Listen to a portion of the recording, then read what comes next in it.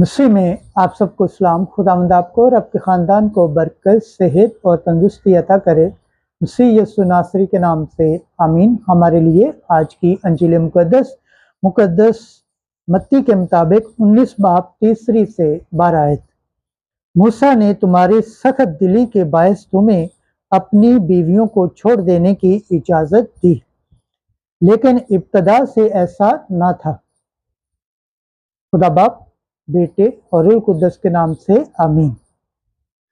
एक दिन फरीसी यीशु को आजमाने के लिए उसके पास आए और कहा कि क्या रवा है कि मर्द किसी भी सबब से अपनी बीवी को छोड़ दे।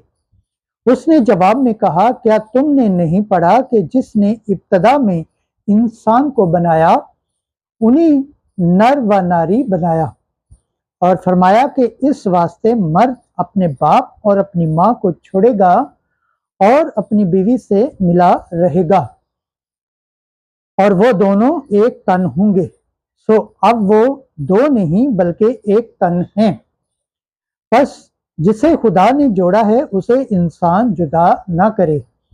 उन्होंने उससे कहा, फिर मूसा ने क्यों हुक्म दिया कि तलाकनामा देकर उसे छोड़ दे।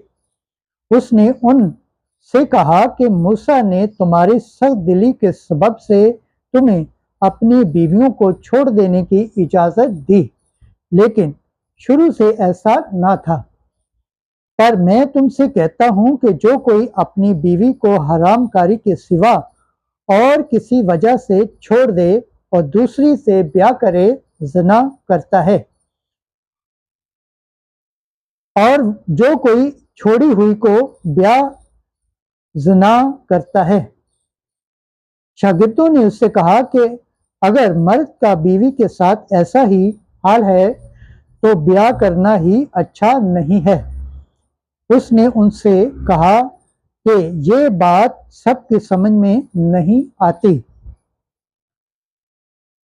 मगर उनकी जो जिनको दिया गया है। बास तो खोजा हैं जो माँ के बातन से ही ऐसे पैदा हुए, और बास खोजा हैं जिन्हें आदमियों ने खोजा बनाया, और बास खोजा हैं जिन्होंने आसमान की बादशाही के लिए अपने आप को खोजा बनाया।